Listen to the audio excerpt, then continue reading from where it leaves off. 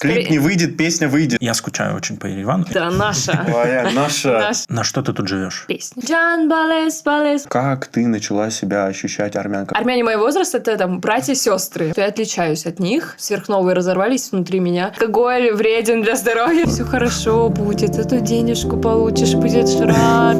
Потом пойдешь, поешь тирамису вкусный. Мы начинаем. Дорогие друзья, у нас сегодня в гостях замечательная девушка, которую зовут Анаит.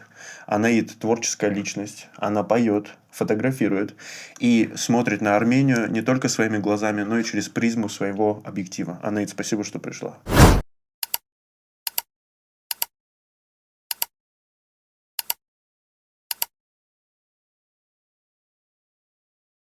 Спасибо большое, Привет, что позвали. Анаит. Привет. Привет. Я чуть-чуть смущаюсь. На самом деле, это первый мой подкаст. Надеюсь, не последний. Ну, посмотрим. На твое поведение. Посмотрим, что ты тут наговоришь. Звать тебя еще или нет? Возможно, мы что-то не рассказали о тебе. Да не, нормально, все, отлично рассказали. На момент выхода нашего подкаста у Анаит выйдет клип и песня. Не клип, песня. Песня. Ну, посмотрим. Клип не выйдет, песня выйдет. Да. Ну, возможно, и клип выйдет. Ну, я постараюсь. Возможно, будет муд-видео. Да. Потому что клип чуть-чуть сложная история, а муд-видео ты можешь просто заснять и под песенку повайбовать. И на Ютубе армяне будут смотреть такие: да, наша. Твоя, наша. Наша. Да, потому что армяне, вы знаете, что музыку слушают на Ютубе чаще всего. Да. Не Spotify, Apple Music. Это все не Мне надо. кажется, люди, которые будут смотреть этот подкаст в Ютубе, они такие: что, реально? Просто переключились на песни, и все, и плевать на наш подкаст. В общем, мы прикрепим ссылку твоей песни. Класс, Люди спасибо смогут большое. заходить, слушать. Вся Да. информация об Анаит будет находиться в описании к этому видео. Ну, в целом вы все правильно рассказали, что я пою, фотографирую, чуть-чуть небольшой блог веду про Армению. Не могу сказать, что он посвящен максимально Армении, потому что я там и танцую, не знаю, пою, но у меня очень много всяких забавных рилсов, и не только забавных, познавательных тоже. Мне нравится через такие короткие форматы, и тем более рилс выходит на такую холодную аудиторию, рассказывать про Армению, и мне очень многие пишут, что это вдохновляет не то, что даже переехать, хотя бы приехать. И в основном на меня не армяне подписаны, там ребята из России, Украины. И мне приятно, что я могу так мотивировать людей своими короткими видосами. Ну, Забавными. благодаря твоим рилсам наша прекрасная Роза и нашла тебя. Вот, да. Поэтому... Хотя это был даже не самый популярный ролик, но он в таргет попал, в хорошую аудиторию, целевую. Матч? Матч. Мяч. Дуолинго. Реклама Дуолинго. Вот и позанимались. Сова, она глубоко. Убьет меня когда-нибудь. Да. Анаит, смотри, интересный вопрос. Сам себе дал характеристику. Я, если честно, был удивлен, потому что у нас до этого был подкаст, и вот там мы обсуждали вопрос идентичности. И мне, если честно, в какой-то момент показалось, а не слишком ли раздуто? Ну, в том плане, что действительно ли для армян, которые живут там в постсоветском пространстве, не в Армении, это такой серьезный вопрос, что кто я? И, соответственно, у меня первый вопрос про то, как ты начала себя ощущать армянкой, как это вообще выглядело у тебя? Ну, мне кажется, именно армянкой ты все равно себя ощущаешь там с детства, когда ты такой Джан Балес, Балес, вот под это все играешь, поешь с папой, он тебе эту так сейчас алкоголь вреден для здоровья, он тебе стопочку водки такой подносит к носику. То есть какие-то такие штуки, они всегда были, но чем больше ты растешь, тем больше ты задаешь себе вопросов. То есть появляется какая-то саморефлексия. И вот, наверное, лет в 13-14, такой возраст подростковый, у меня начали возникать вопросы, скорее связанные даже не с идентичностью, а просто вот кто я в этом мире, вот эти все вопросы, когда ты думаешь, что в 13 ты просто самый умный человек в мире, и ты все знаешь. И я жила в Украине, у нас в классе вообще не было армянок, и в целом у меня в школе почему-то было очень мало армян. В России, когда я переехала, было прямо очень много всех.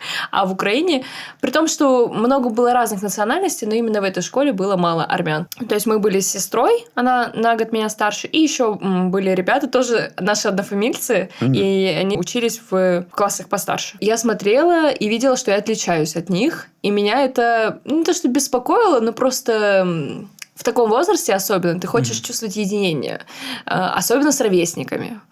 Ты, когда отдаляешься от родителей, ты хочешь быть классной девчонкой, ты хочешь, да, я с вами, До сих пор ребят. мечтаю об этом. Быть классной Девчонкой, да. Ну, Не получается. не свезло. Если у вас есть советы, как быть классной девчонкой в 26 армянину, пишите в комментариях. Когда мы переехали в Россию, вокруг меня стало больше армян, потому что я жила в Ростове. В Ростове очень классная армянская диаспора. Я начала видеть других армян, начала видеть армян своего возраста. То есть вообще в моей парадигме армяне моего возраста — это там братья и сестры мои. И я такая, окей, ну, то есть ничего нового я о вас не узнаю. Кто-то тоже в этот год родился. Ого! Тоже армяне. Тигры, пишите сюда. 98-й год. Ей! В 2018 году я вижу дешевые билеты. Интеграции не будет. Но вы знаете, где искать дешевые билеты. Я вижу дешевые билеты. Ростов-Гюмри, но с трансфером в Ереван. И обратно 6 тысяч рублей стоило. Но это было вообще... И обратно? Да, это было супер дешево, потому что из Ростова всегда были дорогие билеты. Я просто, не говоря никому, просто беру билеты. Потом маме говорю, я, кстати, в Армению лечу одна. И она такая, чё? Почему ты не берешь меня с собой? И я прилетела сюда, и у меня случился такой разлом шаблонов моих представлений об Армении. Я такая, вау, тут прикольно, тут классная еда, дешевая. рип 1 к 8 было.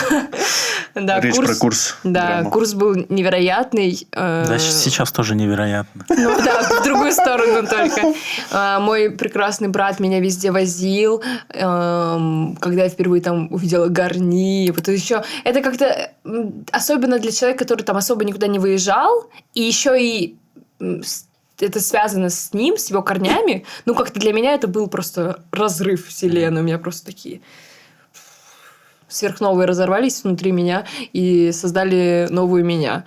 И когда я вернулась, я уже не так категорична была. То есть я уже такая, ну, в целом быть армянкой – это же норм. Начала какую-то слушать музыку какую-то. Честно, я не помню, каким образом, но обо мне узнали ребята из армянской диаспоры и позвали меня петь на концерте, посвященном 100-летию жизни Мартиросяна Сарьяна. Ну, я это... Да, Сарьян. И я очень, скажем так, высокомерно немного к этому отнеслась. Типа, ну, я такая классная, меня зовут. Как здорово. Но соприкасаясь все больше и больше с ребятами оттуда, с армянками моего возраста, и старше, и младше, там, с армянами, я как-то по-другому начала на все это смотреть. Мне стало интересно. И это, наверное, были первые такие прецеденты, первые случаи, когда я такая, вау, может быть, мне надо подружиться с армянами, с армянками, может, это будет интересно, у нас какой-то общий культурный код, ого. И вот, наверное, эти два события, то есть поездка в Армению в 2018 году и выступление, наверное, мне кажется, это было 19-й год, 18-19 год, они плотно связали меня с тем, что я теперь I'm okay with my identity. У меня все хорошо. Я армянка, и я горжусь. I'm blessed to be Armenian. Я горжусь быть армянкой. Потом я еще выступала с ребятами от диаспоры, пела и как-то подружилась с какими-то девочками оттуда. Если видела где-то в соцсетях армянок, подписывалась на них, писала, там звала на съемки. То есть мне как-то было уже интересно. Я проявляла инициативу, и я такая, ну классно, я теперь дружу с армянками. И потихоньку от полного неприятия своей идентичности я перешла к тому, что я ее люблю, и потом, что я помогаю другим девчонкам. Не в смысле я какие-то курсы создаю, типа, как быть армянкой, как радоваться тому, что быть армянкой, а в разговорах со мной я слышу, что у там, младшего поколения или моих ровесниц бывают такие вопросы, и я пытаюсь просто отзеркалить свой опыт, рассказать о нем, и слышу те же вопросы, которые я сама себе задавала, и пытаюсь дать свои ответы, которые я нашла. И сейчас у меня вообще 0 проблем быть армянкой вообще. Супер рада этому. Мама жила в Армении, папа поступил в Украине, в городе Горловка, там обучился, приехал за мамой, они не были знакомы, просто сказали, вот там есть из Чердахлу девушка. И забрал... Ни слова больше, я еду. Да, папе 30, как бы все, уже пора. Они поженились, он маму привез в Украину, соответственно, там они жили, все мы 4 там родились. Случилась война в 2014 году, мы уехали в Ростов, потому что там была тетя. В Ростове нам сказали, езжайте в Чалтыре. Это армянский поселок такой в 30 минутах от Ростова. Там быстрее сделайте документы. Спойлер, нет. Там было все еще хуже с документами. Но мы переехали туда. Получается, 1,5 или 2 года мы там жили. Я поступила в Ростове, и мы всей семьей переехали в Ростов. Моя старшая сестра уже жила в Ростове, она там училась.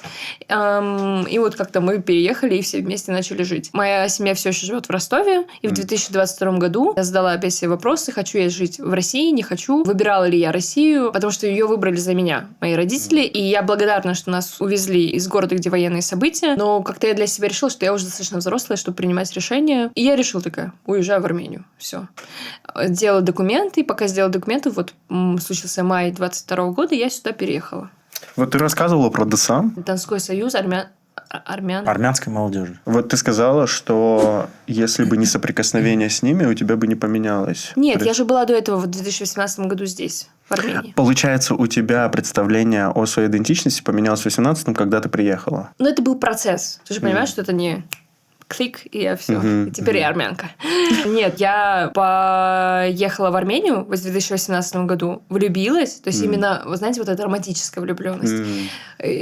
Я восхищена была. То есть мне брат, как-то я так идеально попала на его отпуск, и он меня просто везде возил, кормил. Вы понимаете, вот это вот чувство, когда мне 19, я одна улетела из Ростова вот этого. Ничего против Ростова. В Ереван. И меня брат везде возит. Гарни, Гюмри, туда-сюда. Я была восхищена просто. И когда я сюда обратно вернулась, еще и соприкоснулась, получается, с какой-то такой более близкой ко мне стороной, потому что мне не хватало армян в окружении. Не хватало друзей армян. Армянок вообще у меня не было практически в окружении. Это зашло с другой стороны, и вместе они как-то такой союз, симбиоз образовали, и я полюбила свою идентичность. Я просто хочу проследить, как у тебя поменялось представление об Армении. То есть, все равно ключевым событием стал приезд в Армению. Да, конечно. 100%. И, наверное, еще то, что я одна приехала, и как-то никто меня не отвлекал. То есть я могла спокойно проживать вот этот момент, даже учитывая то, что я все равно всегда была с семьей мамы моей, с братом, с тетей, но все равно я была в восторге. И в детстве мы же приезжали сюда, просто я была маленькая очень, то есть, наверное, до этого приезда в 2018 году 10 лет мне было последний раз. И как-то я помню какие-то там, я помню саван, какие-то, как я плаваю в бассейне, очень небольшие штуки, приезд в деревню, как я собираю этот фундук, знаете, лесной орех, который... Такие штуки я помню, но они не помогали мне. Я заметил, что в Армении есть такой прикол, что многие армяне боятся сюда переезжать из-за того, что у них представление... Вот я приезжал в гости, был среди родственников, и мне не нравится так. И у них какой-то блок, что им кажется, что если они переедут сюда, то они тоже будут среди родственников. И мне кажется, тут ключевым было то, что ты одна приехала. То есть ты почувствовала, что Армения существует как бы и вне родственников, вне тех маршрутов, к которым ты привыкла. Да, это плюс осознанный выбор сама сделала. Да. 6 тысяч рублей, знаете, этот выбор сделал меня сам. Я еще думаю, что меня, например, история с родственниками не очень напрягала. Скорее, что вот это, знаете, голодные времена, тяжелые, и там моя мама и вся моя семья, они были убеждены, что я никогда не смогу здесь зарабатывать фотографией вообще. Я не смогу жить, я не смогу отдельно там снимать. Мне всегда надо будет жить у тети. А тетя не живет в Ереване. То есть мне надо было бы ездить за 15 километров от Еревана. В конце концов, мне кажется, очень важно внутри себя принять это решение и найти внутреннюю мотивацию. Но даже очень многие переехали после мобилизации, да, то есть они убегали от чего-то. Это неплохая мотивация, но в идеале ехать к чему-то. То есть я знала, что в Армении я смогу что-то новое для себя открыть, по-другому себя открыть.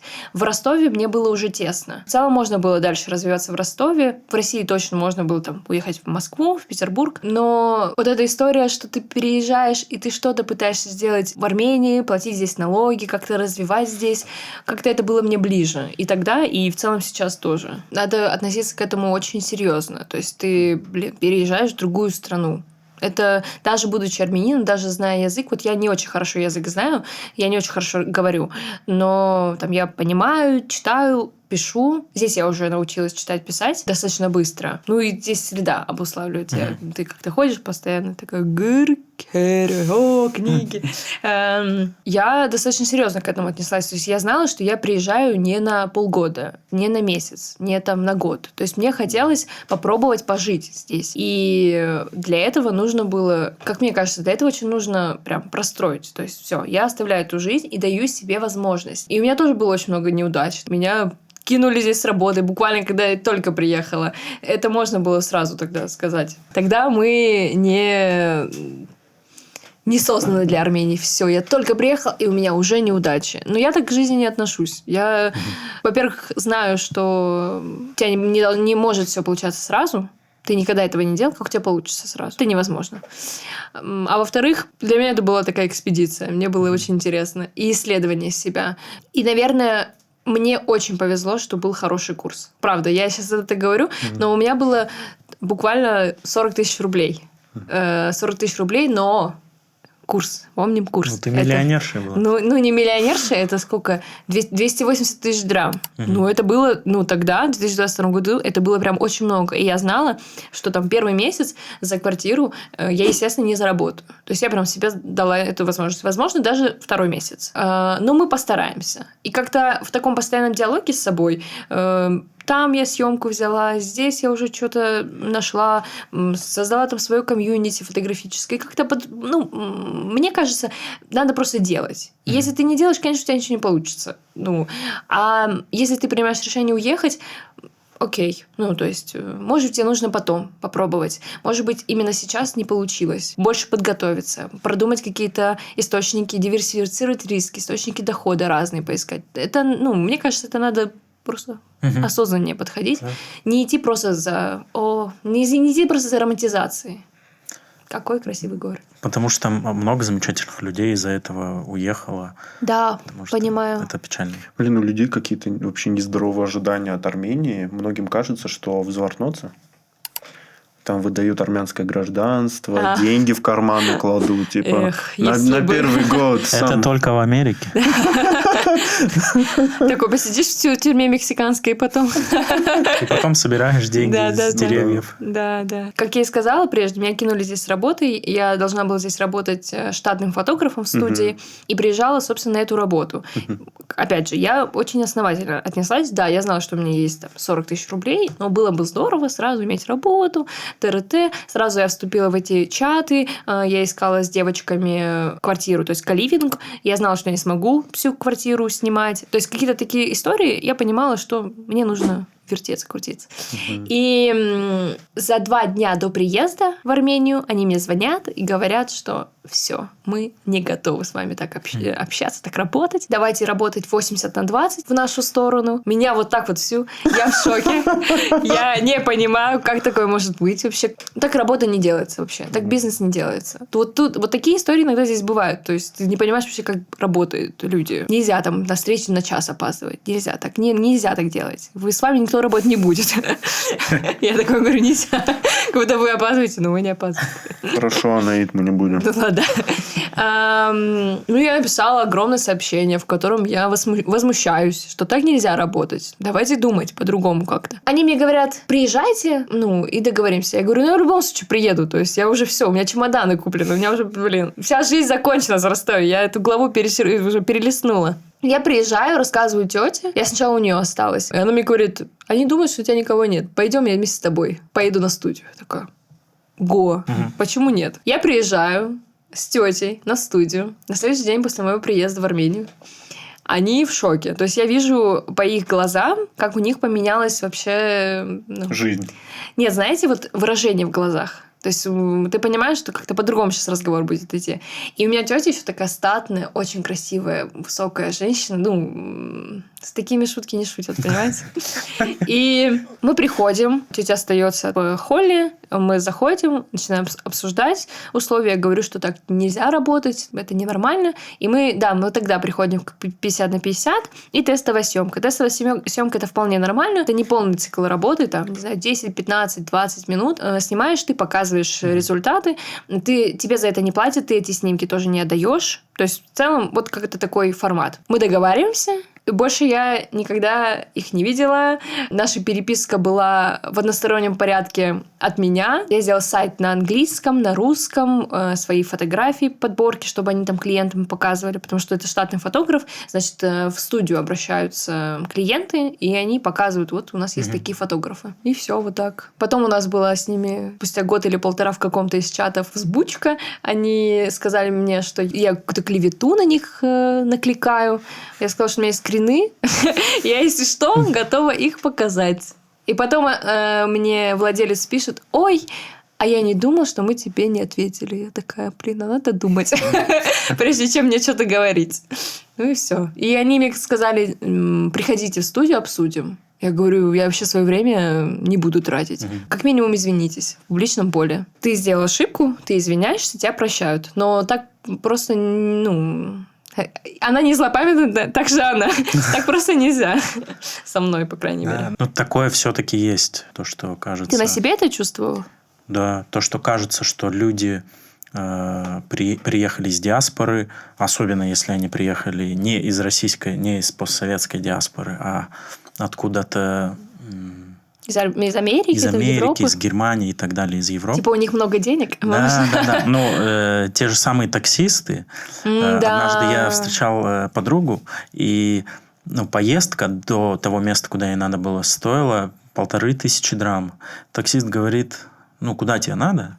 А я даже сейчас не выгляжу как местный. Я уже тут 2 года живу, но я не выгляжу. Я не знаю, как... Слишком аккуратно пострижена борода. Слишком цветной. Слишком нет жилетки. Вот. И он такой... Я говорю: надо туда. За сколько отвезете?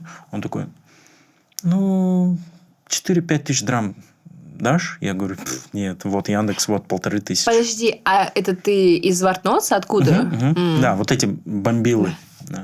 Таксисты. Это исчезает, это потихоньку исчезает. Да. В Ереване этого меньше, чем в регионах.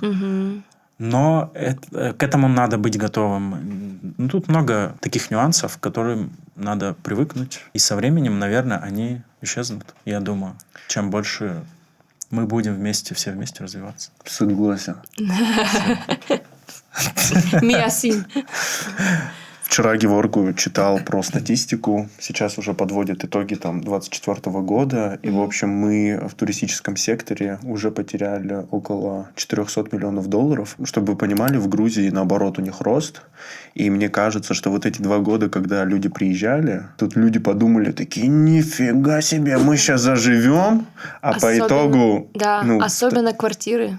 Просто в Грузии прямо сейчас у меня подружка снимала примерно, как я снимала здесь. Примерно так. Типа $700-800 здесь. Это тоже здесь такая средняя цена. Сейчас она просто показывает скрины квартир, что они все по 500-550, и ей просто снижают стоимость. С ее квартиры $800 снижают на $550. В смысле... До 500. Да. Вы понимаете? А здесь... Вы понимаете? Это что такое? Пишите в комментариях, понимаете вы или нет. Это просто ужас. А здесь, не то что... Тут даже... Не то, что я не говорю про Кендрон. В Канакер-Зейтуне не будет таких цен. Канакер-Зейтун. Кстати, тут нету такого, что... Сейчас люди, которые не в теме, такие думают: зачем она их проклинает? Канакер-Зейтун! Канакер-Зейтун, пожалуйста, и кофе. Я заметил... Идите с Канакер-Зейтуна, пишите, каково вам. За сколько вы снимаете жилье в этом районе? Я тут заметил, что тут, в принципе, нет разделения на то, что это центр, или это где-то пригород, или это где-то уже шоссе вот это, я не знаю, уже за Ереваном, М4. цена не меняется. Да, Ты да. такой смотришь, даже на покупку квартиры, такой думаешь, так... Ты смотришь на покупку, сколько ты зарабатываешь? Он эту футболку Ипотека. купил, ты сама оценивай, сколько он зарабатывает. В общем, ты смотришь где-то вообще непонятно где, и вот в центре, ну, цена примерно одинаковая. Летом квартиры были дорогие всегда. Вот именно... В сезон. В сезон, да. На съем. Ну, на самом деле, я когда эту статистику Сильно прочитал, лучший город.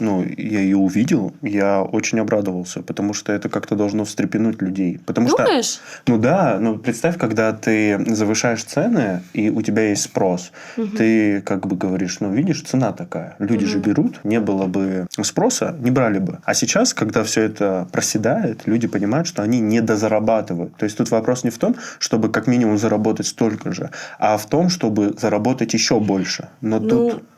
У армян есть чуть-чуть такая история, что мы год не будем сдавать, мы будем ждать третьей волны. Вот серьезно, я снимала квартиру, она полгода была без аренды, стояла просто, и они решили чуть-чуть снизить, там, типа, они ее сдавали за 300 тысяч драм, мне они там что-то за 200... Потом они 280, 260. Я в итоге договорилась с ними. Но это я с ними договаривалась, обсуждала, ла-ла-ла-ла. Понимаете? И это было это не ремонт, не свежий ремонт. Да, это центр, но это очень дорого. И еще вот, например, про Грузию. Есть блогерша, не помню, как ее зовут. Она недавно уехала как раз-таки из-за цены в Батуми. Сняла там дешевле, пожила там месяц, записала видео, говорит, я не могу, я скучаю очень по Еревану, и она вернулась. Надо ее пригласить. Есть такое? Правда. Куда ты там собралась? Садись, поговорим. Вроде, да, Батуми, море. Там скучно очень. И там вне сезон делать нечего, а в сезон очень Дорого. много людей. Да, и дорого. И турков. И дома все принадлежат им. То есть, в целом, я бы Батуми вообще никогда не выбирала. Тбилиси я могу понять в целом. Как минимум, он в 4 раза больше Еревана. Как минимум. То есть, там просто тупо больше места. Больше пространства, больше квартир, соответственно. И Грузия, Тбилиси больше готовы к такому наплыву. То есть, даже условно, если мобилизация случится, еще одна, не дай бог, но если она случится, то Тбилиси к этому готов. Ереван нет. И поэтому, когда случилась мобилизация, здесь просто все поднялось. Нету квартир просто. Да. И сейчас, когда эти квартиры стали строить, а уже некому. Местные не будут так дорого покупать, а те, кто приехали, это очень дорого. Там, типа, $100 тысяч, $150 тысяч квартиры. Я за 25 квадратов. Я за 10-15 миллионов могу в Москве купить квартиру и ее сдавать, и это будет очень хорошая инвестиция. Это здорово, конечно, иметь квартиру там с видом на Арарат, но пока что только до. Расскажи, на что ты тут живешь? Чем ты зарабатываешь? Фотографией. У тебя только фотографии? Да, исключительно фотографии зарабатываю. Я в России периодически иногда давала концерты. Там это небольшая сумма, тоже там заработок какой-то. И недавно мне начали писать по поводу рекламы в блоге. Я такая, воу. Хотя у меня такой микроблог. От 2500? Нет, меньше. 2000. 2042 подписчика. Мы всех считаем. Очень люблю чат GPT. Вообще, я все делаю с чатом GPT. И я такая, сколько мне сказать? Я не знаю. Я пишу чату GPT. Вот у меня столько-то подписчиков, такие-то у меня охваты. И он такой пишет, первая строка.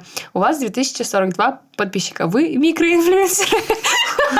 Я такая, да, это правда. Это пока такая нечастая история, и мне очень ценно, даже то, что у меня не очень много подписчиков, мне очень ценен каждый человек. На меня, когда подписываются незнакомые люди, я им пишу, каждому, приветствие. И мне просто приятно, я как-то сразу вижу какой-то отклик, я понимаю сразу, что это не бот. Роза такая, подтверждаю, да. И мне как-то это ценно. Точно не буду делать какую-то рекламу продукта, которым я не пользовалась. Соответственно, поэтому сразу вся косметика уходит в ноль, потому что я лечу кожу, и мне нельзя, мне там дерматолог то, что прописал, я пользую. Но какие-то там услуги. Вот девушка мне написала преподка английского. Но я сказала, мне надо, чтобы вы мне провели какой-то урок, чтобы я вообще поняла, вы норм, не норм. Мне надо знать.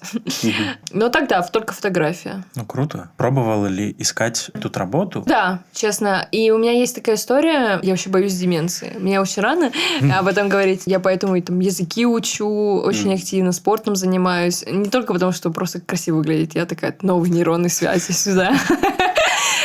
И я, да, искала. И я, кстати, мне кажется, это очень большая проблема. Огромная. Надо понимать, что я не очень хорошо знаю армянский. То есть, работы, где надо активно говорить на армянском, я не могу работать.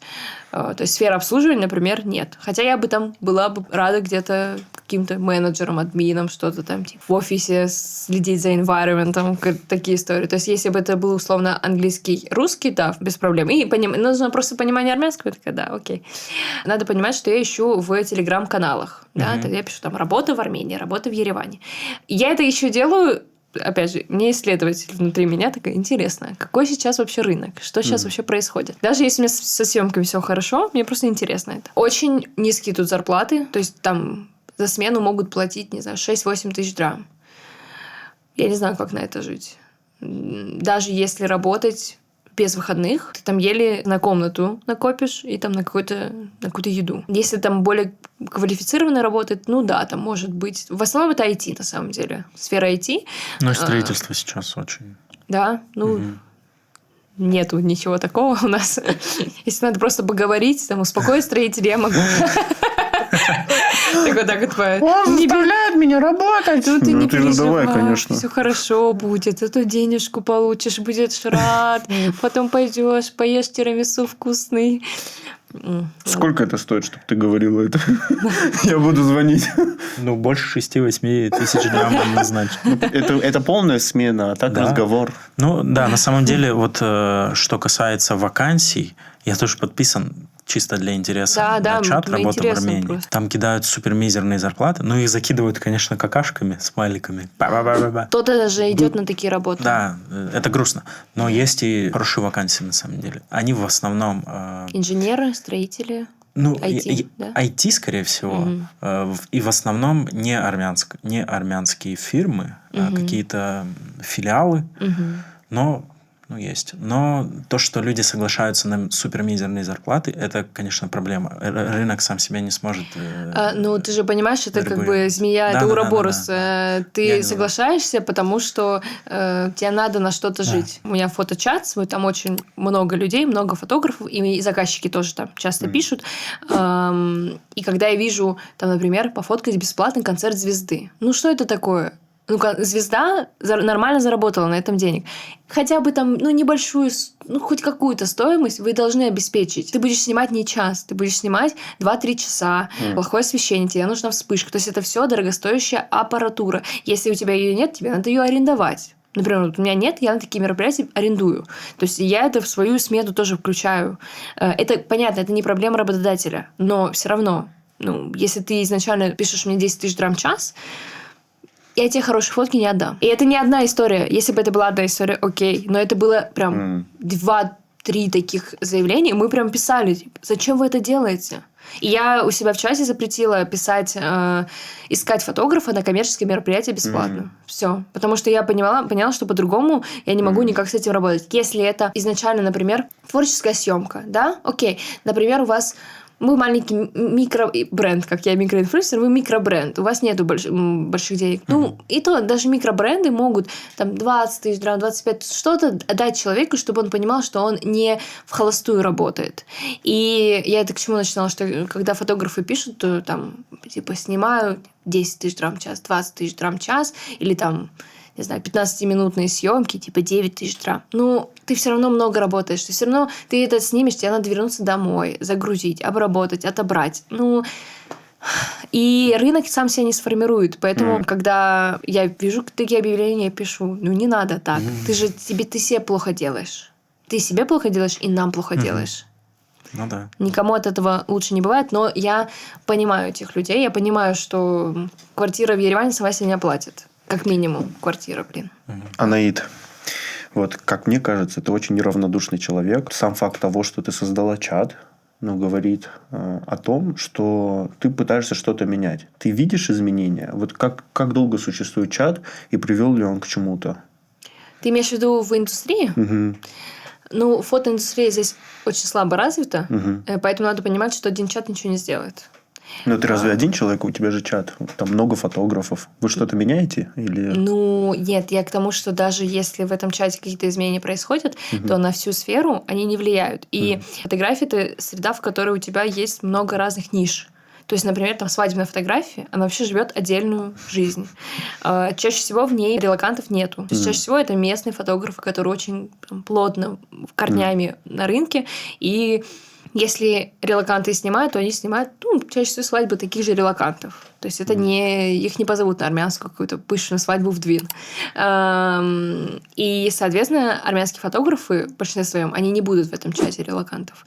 Есть отдельный армянский чат, но там достаточно тухло. Опять же, а что может быть в чате, если ты не лоббируешь какие-то мероприятия, не делаешь конференции и все такое.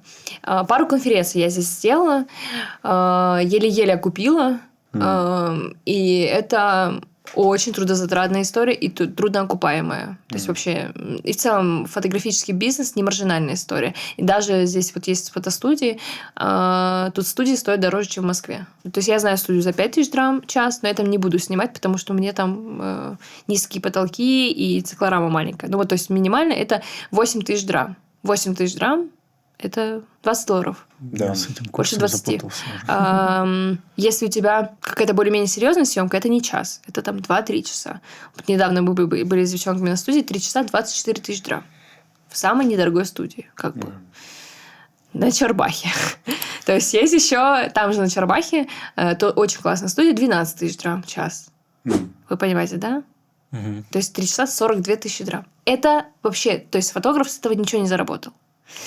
И, соответственно, я к чему? К тому, что это очень трудноокупаемая история, и в целом индустрия такая тяжело развивается, но развивается потихонечку. То есть я вижу, что я меньше вижу, как минимум, объявлений типа 20 000 драм в час снимаю. Это уже хорошо, потому что 20 000 драм – это очень маленькая стоимость. Сколько твоя стоимость?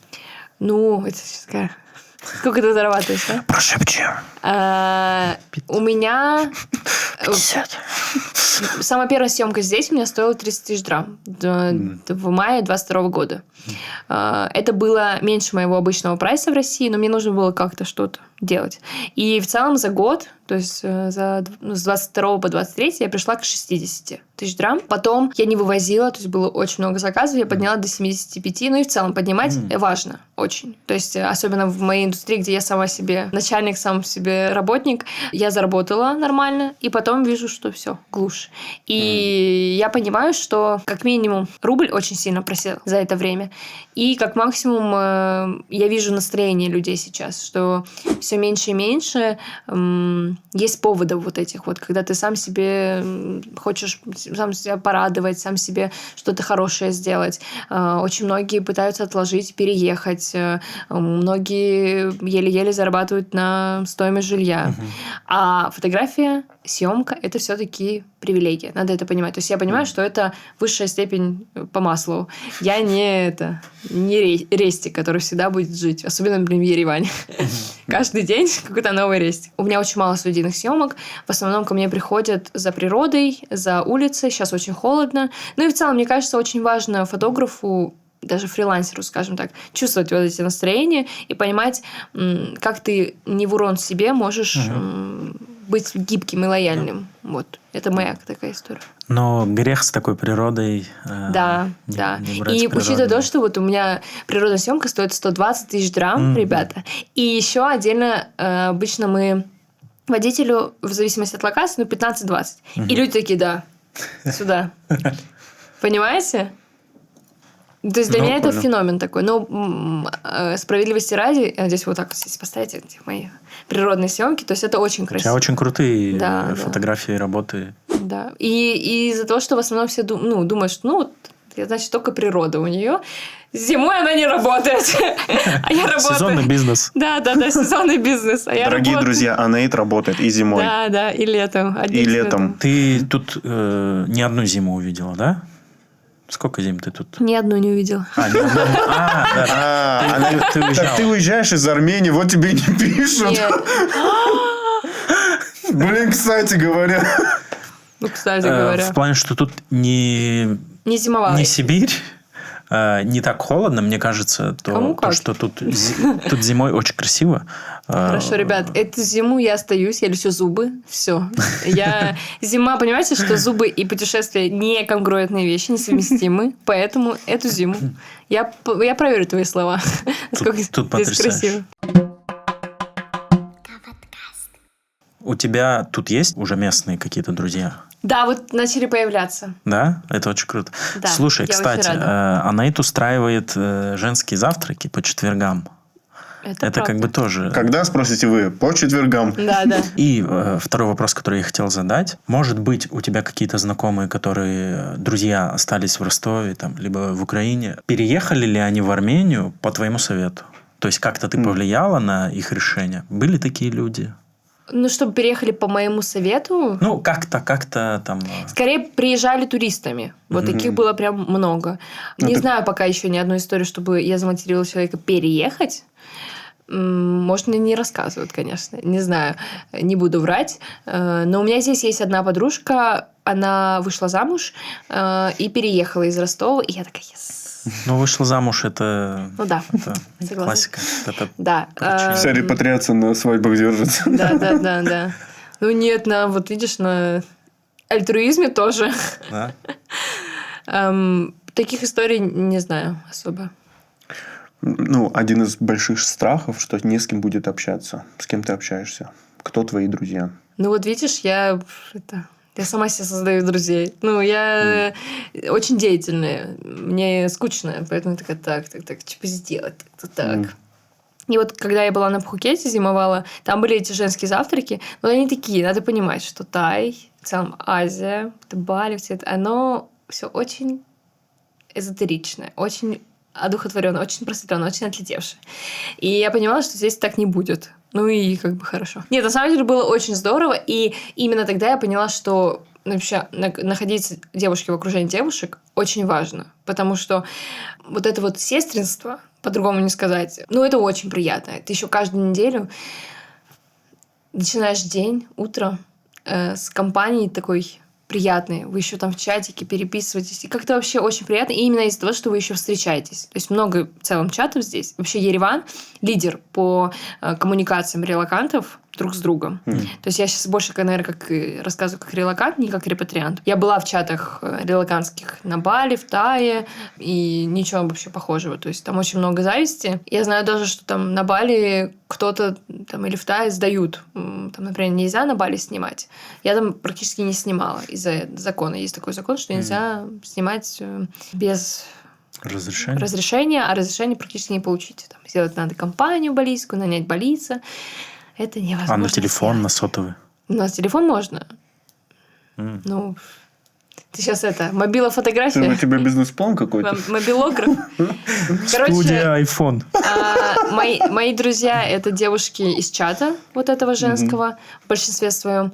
Потом у меня есть девушки, которые приходили ко мне на съемки, и мы дальше дружили. Так очень часто вообще случалось. Особенно если это была природная уличная съемка, она долго длится. То есть ты прям долго, 2-2,5 часа ты человек. И вот еще почему так дорого? Почему такие дорогие съемки, что я никогда не ограничиваю человека. С ним нет такого, что я такая, все, 1,5 часа, часики тикают, пошли. Я вижу, что нужно еще полчаса. Я такая, окей, без проблем, я не беру за это плату. И блог тоже. То есть я вижу классных девчонок, каких-то красивых. Я очень цепкая на внешность женскую. Я просто... Блин, не говори.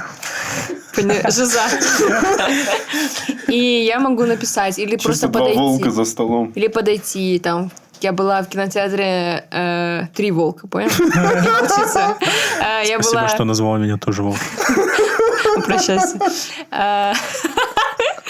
Я была в кинотеатре «Москва» на каком-то показе Тарантино, и там была в очереди девушка, очень красивая. Знаете, вот эта вот классическая армянская внешность, кудри, нос красивый. Я просто как подхожу, говорю, вот я хочу вас снять. А как она отреагировала? Супер. Вообще на меня всегда все хорошо реагируют, потому что я сразу свои фотки показываю, свои работы, а у меня хорошие работы. И вот. Сначала ты работаешь на зачетку, потом зачетка работает на тебя. И недавно были, знаете, вот эти вот парель, которые от... Парель? Я понял. В последнюю пятницу. Да, последнюю пятницу месяца. И я была там на танцах, мне приехала сестра, она обожает армянские танцы, она очень классно их танцует. Вот в Ростове они там ходят на танцы. И она такая, я очень хочу попасть. Я говорю, окей, пойдем. Я проведу тебя, это бесплатно. Да. И мы приходим, и там была какая-то невероятная девушка. Вот буквально вчера я выложила кадры с ней. И я просто ее вижу, тоже вот эти кудри, нос, все. У вас есть кудри и нос армянские? Пишите просто мне глаза. И я просто ее увидела, и я такая, мне надо ее снять. Я уже знаю сразу, что моя камера ее полюбит, потому что я влюбляюсь сначала в человека, то есть я начинаю, даже вот мне приходит какая-то коммерция, я долго там смотрю фотографии, задаю какие-то вопросы, типа, расскажи о себе, что-то, какие-то истории, в которые я влюбляюсь, и все. Потому что я уверена, что если ты любишь человека, любишь, опять же, да, не какое-то такое серьезное чувство, то есть у тебя влюбленность есть, тебе нравится человек, то ты можешь его красиво показать, какие-то его красивые стороны. И я ей написала, и вот мы, там, не знаю, пару недель мы согласовывали, искали там образы, и все. Она русскоговорящая? Нет. Она, кстати, одна из немногих, вот это одна из немногих моих местных новых подружек, которая еще со мной переписывается на армянском. Я тоже пишу на армянском, я пишу типа, прости, на армянском пишу, что я делаю ошибки. Она такая, ничего страшного, главное на армянском. И я ей говорю, если есть ошибки, пиши. А там я буквально что-то типа ете, и она такая, оринак, и там вот это типа тео, говори. Я такая, спасибо, хорошо. Просто с ошибки анаид. Обожаю это мероприятие, которое в каждую пятницу. Да, жаль, что пятницу. они в тот раз были не на улице, потому что было очень тепло, а, соответственно, там в помещении было очень жарко. И было много людей. И немного некомфортно было. Я надеюсь, они найдут какое-то помещение побольше. Там, мне кажется, им актовый зал нужен какой-то, знаете, или вот спортсмены, где физкультурный какой-то зал. Потому что прямо не хватает вот этого большого пространства, как вот было в опере. Это был мой первый раз, когда я пошла. Да. То есть ты на Каскаде не застала? Нет, не застала. На Каскаде намного лучше. А мне казалось на опере. Нет. Я даже сделала видос, он тоже залетел. Я хайпую. Да, я сделала видос, он тоже залетел, и мне очень много людей написали, ой, когда. И потом я знаю, что много людей пошли на следующую пятницу, потому что я прям написала. На Каскаде люди, семьи специально приходят, встают на эти лесенки и смотрят, как люди танцуют. Я еще не ответил себе на вопрос, почему я люблю Ереван. Мне кажется, одно из того, почему я люблю, это мероприятие. И это фестиваль кофе, извините, фестиваль пива, вина. Воздушных шаров. Да, фестиваль самолетов, фестиваль... Самолетов? Да. Ты когда? Где был? Помнишь? Я все пропустила. Был фестиваль летных, я не знаю, как это называется. Вот, и там летали, просто шоу было прикольно. Был фестиваль плавания, бассейнов, я не знаю. Тоже в каком-то большом бассейне. Мне кажется, армянец хочет Я стать. знаю, помню, книжный был фестиваль вот буквально недавно. Воздушные шары вообще. Я так радовалась. Мы поехали в Гарни. Это было так здорово вообще. То есть, хотя бы из-за вот этих мероприятий стоит вам приехать. 100% понравится Армения. Я знаю, что многие сравнивают с Москвой, Петербургом и культурной жизнью там. Но на самом деле мне здесь хватает... Мне даже не то, что хватает культурной жизни. Я прям выбираю, на что пойти. И иногда я такая, почему одновременно? Вот когда был День города, и Тигран Амосян был, я пошла на него на Каскад. И еще одновременно на Seasons были рок. И я такая, Ну почему я не могу на все вместе раздробиться? Да, вот эта вот непредсказуемость. Я вышел с работы в один день. Мы пошли покушали с друзьями. И они такие, ну сейчас Джейсон Дерула будет. Да, такой рандомный факт, да? Я такой, ну пошли. Я такой с портфелем с работы. Блин, придется идти на Джейсона Дерула. А я, знаете, я жила в 5 минутах оттуда, и я такая, что-то лень идти на Джейсона Дерула, Ну, было посплю. потрясающе. Блин, мы так Я говорим, как будто смотрела каждый день. на салют потом. Салют тоже была бомба. Но это было забавно, потому что потом мне такие... В смысле, у вас просто прошел концерт Джейсона Дерула? Я такая, да, а на следующей неделе, кстати, вот еще 20 тысяч мероприятий. Приезжайте. Да, да. За что ты любишь Армению? Сейчас опять начнется романтизация. Как мы любим.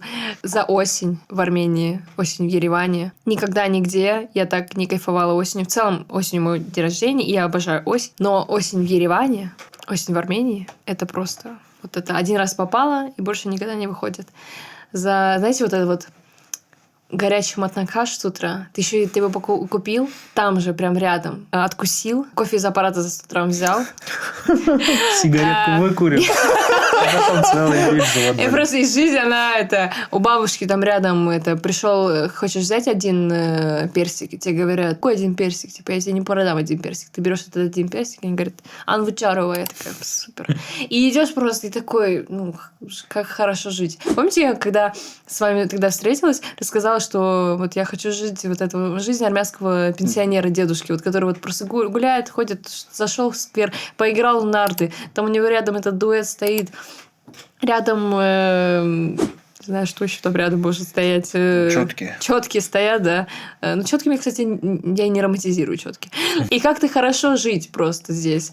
Причем здесь есть много сложностей, да. Наверное, в основном именно в реализации, в амбициях, то есть там, в моей карьере. Там, может быть, если бы я была айтишником на удаленке, зарабатывала $3000, мне в целом ничего в жизни не нужно было. Вот просто. Я бы здесь жила, кайфовала, у меня было бы достаточно денег, и все было бы хорошо. А так я Это постоянно... не так работает. Но нет, просто нет ощущения, что как будто ты зарабатываешь больше. И тебе потом... надо еще больше. Да, Да, еще есть больше. ощущение, конечно. То есть, когда я свой первый $1 миллион драмах заработала, я такая, так, ну а дальше сколько? 20, 20, И Какие такая- цифры дальше Да, кто-то да, да. вообще считает, их умеет? Ты Кому такая нужно? уже ждешь звонка с «Как стать миллионером». Я такая, 30, Forbes 30 до 30, я уже с вами. Armenian version. Да, я там, я к вам. Это я на лям драм, я могу лям кофе из аппарата купить. Вы понимаете вообще? Ну, раньше лям раз на автобусе проехаться. А хотя... Нет, лям это по 100 грамм. А, или по 1 грамму? Да, 100 драм. Что? Ну, подождите, миллион, если на 100 поделить, сколько будет? Совсем не миллион будет. Да, Блин. ну вот, блин. Это мы вырежем. Финансовая грамотность вышла из чата просто и зашла в Я армянскую вообще-то версию. про однодрамовый автобус. И Я на Женю смотрел, он такой... Я про однодрамовые аппаратные Да, ну, кофе такие вообще-то. Наверное, вот это вот самый такой ответ просто за жизнь. Я люблю за то, что мне не надо тратить час на дорогу. Хотя с этими пробками новыми безумно стало. За то, что пешком можно дойти. Я поэтому стараюсь жить в центре. Мне нравится везде ходить. Выходишь там на Маштос и просто идешь эти платаны. И не знаю, мне так хорошо ходить здесь. И у меня здесь есть уже какие-то свои споты. Там фалафель, я такая захожу за там, не знаю, 900 драм, там беру фалафель. Там зашла, у меня есть точка, где там розы 1000-2000 драм, я там беру розы. И когда я так вот свои местечки знаю, где мне хорошо. Капучино на банановом с корицей за 1200 драм. Короче, какие-то такие штуки. В Ростове у меня тоже они были. Ну и в целом я стараюсь, если я приезжаю куда-то жить, находить свои места силы. И вот в Армении, в Ереване у меня много таких мест. Особенно Сюник. Вот то есть, если у меня есть прям возможность и деньги, и время поехать просто на... Ну, в идеале на неделю. Вот туда вот. Хотя бы даже 2-3 дня. Хорошо мне уже там будет. И у меня голова отключается, мне кажется, еще потому, что Сюник ближе всего к Арцаху. Знаете? Да. И как будто бы это ближе всего к моим корням. И я это чувствую. Я даже чувствую это по диалекту. Как вот в Горисе есть невероятное место, где... дают работу женщинам из деревень, из арцахских деревень, которые переехали после войны. Они там вяжут, ткут. Да.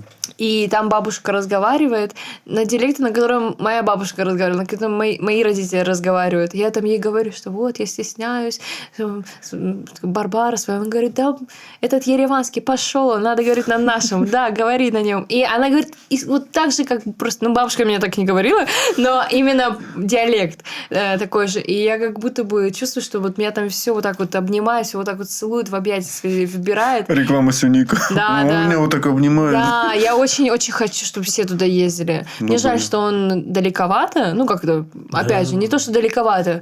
Для как раз такого трипа, чтобы выехать на выходные, идеально. Ну, там как один день, как месяц. Согласна. Я вот вспомню, как мы в горы... Геворг был за рулем, я был на пассажирском, отвлекал его. И мы вот просто поднимаемся, вот просто бесконечный вот этот сухой день. Мы уже проехали в Татеф, это Капан был уже. Потом в Капан, потом мы до Мегриде. Капан. Рапан. Это, кстати, второй мой любимый город после Еревана. У меня вопрос с этим связан. Давай так. Топ-3 твоих самых любимых города Армении, кроме Еревана. Ну, опять же, Капан. Вообще, Топ-1? Это вот после Еревана, если надо было жить где-то, это был бы Капан. Там просто невероятные эти... Там платаны выше, чем здесь даже. И их никто не рубит, представляете? Там нету мэра, который говорит, типа, у дерева есть срок жизни 40 лет. Вы знали об этом? И я такая, о, вау, круто. Спасибо, что сказал. И вот там вот, слава богу, не знают об этом. Неудивительно. Деревья живут прекрасно, зеленеют, пышут радостью. Топ-1 – это Капан. Первое место. Да. Капан. Вне Еревана, да, без Еревана. Мне нравится Горис, но он маленький. Он очень маленький, но история с тем, что у тебя дома вымощены булыжником, и он как-то очень аутентичный. И пусть будет Гюмри. Гюмри мне тоже нравится, но он холодный очень. Мне кажется. Вот у него еще какой-то чуть-чуть и вайб холодненький. Может быть, потому что там холоднее в целом географически. Роза, у тебя есть вопросик? Да, у меня есть вопрос. Анаит, скажите, пожалуйста. Какой совет вы бы дали людям, которые хотят переехать, но их что-то останавливает? Ну, как мне кажется, вот то, что мы обсуждали с Геворгом, что ты стараешься себе подложить подушки безопасности. Ты не поставишь их везде. Это нормально. То есть где-то, конечно, ты упадешь. Но если у тебя будет много этих подушечек, падение будет легче, мягче. Приехать с какой-то подушкой безопасности. Иметь, я не знаю, сейчас сколько нужно для начала. $1,000, $1,000, $2,000. Я не знаю, в зависимости от того, планируешь ты жить с кем-то, то есть рассматриваешь ли ты вопрос каливинга, или ты хочешь сразу жить отдельно, там у тебя удаленная работа, неудаленная, какие-то такие истории. Но если убрать все материальное и взять какую-то такую внутреннюю духовную сторону, задать, наверное, вопросы себе, к чему я еду. То есть, что я хочу, почему я еду в Ереван, что я хочу о себе узнать об Армении. Потому что я знаю очень многих людей, которые за год в Ереване не сходили ни в один музей. Но я не очень верю в то, что тебе может понравиться жить в Ереване, жизнь в Ереване. Ну, так нельзя. Ты о стране так ничего не узнаешь, и ты никогда ее не полюбишь. Никогда. 0 шансов. И, наверное, искать местных друзей, или даже местных не получается, диаспоральных. Если это история про армян, у нас есть эта большая суперспособность, да, находить армян везде и с ними вместе соединяться. Сделаем конкурс. Давайте. Самый лучший совет, который напишут в комментариях. А судьи кто? Ты, который понравится тебе, этот человек выиграет, и мы оплатим твою фотосессию. Час ему, этому человеку. Супер. Если он не в Армении, тогда, когда он приедет в Армению. Совет? Какой совет? Я забыл уже. Ну, какой-то совет напишите. Какой совет нужно написать человеку, который хочет переехать, но что-то его останавливает? Да, что-то... Самый такой практичный, дельный. Да. Based on your own experience, то есть что-то на вашем опыте, или, может, вы откуда-то услышали, прочитали. Но лучше, конечно, мне кажется, личный опыт какой-то. Спасибо, что пришла, было очень приятно. Спасибо, что позвали, мне было очень приятно. Надеюсь, Спасибо, Анаит. ставьте Наговорила лайки. за 20 часов вам тут, что вам помонтировать. Ставьте лайки, подписывайтесь, колокольчик, пишите комментарии. Спасибо, что были с нами. Отправьте это... Какую камеру смотри? Как... Вот сюда смотри. Отправьте это видео своим родственникам, друзьям, пускай они узнают о Анаит. Пока.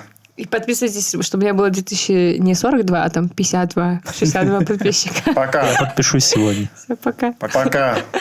Хочешь тоже, да, себе это? Привет. Пока, друзья.